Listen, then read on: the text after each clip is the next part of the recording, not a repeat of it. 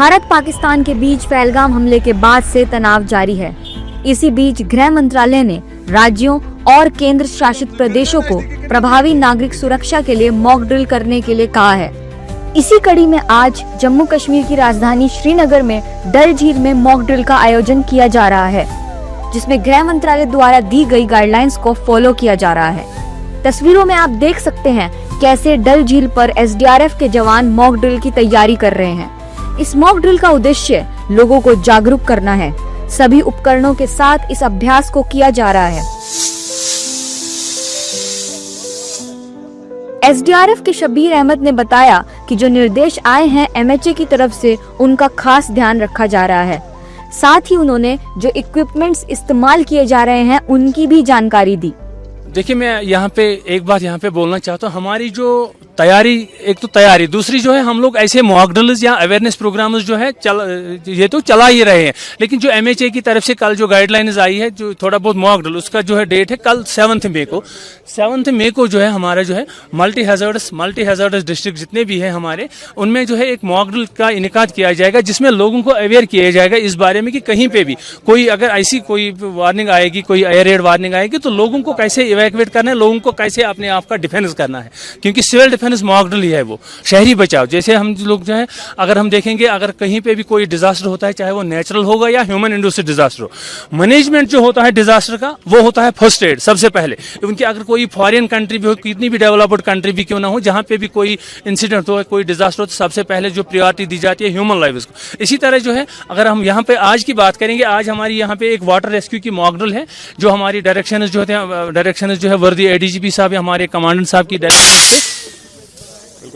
क्या तो ये जो हमारे जो इक्विपमेंट्स है, एक तो फ्लोटिंग एड, दूसरा ये जो है रोप डिलीवरी गन। कहीं पे कोई बंदा जो है पानी में डूब जाता है, बोट कैप्साइज हो जाती है, वहां पे हम जो है अप्रोच नहीं बना सकते हैं, तो इंस्टेंट जो है हमने हमारे पास जो रोप डिलीवरी गन है, रोप डिलीवरी गन से हम उसकी और जो है एक फ्लोटिंग एड भेज रहे हैं या रोप से वहां पे, जिसकी वजह से वो विद इन नो टाइम जो 4 सेकंड में वो वापस आ सकता है। पहलगाम में घटना देखी होगी, उसके बाद ये एमएचए ने एक गाइडलाइन जारी की, अगर आतंकी हमला होता है और डल लेक पे कोई आतंकी पहुंचते हैं और क्योंकि टूरिस्ट यहाँ पहुंचते हैं, तो वो किस तरीके से अपने आप को बचाव कर पाएंगे। वही जो है इस मॉक ड्रिल का मोटिव वही है।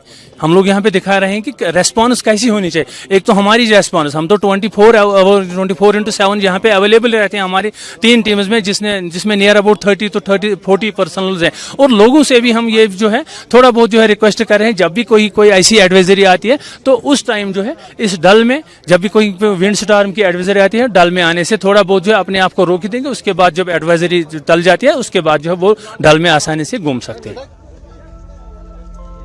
इस मॉक ड्रिल का खास मकसद लोगों को तैयार करना है कि इमरजेंसी में वो कैसे बच सकते हैं, कैसे हमले के दौरान नागरिक खुद की सुरक्षा कर सकते हैं।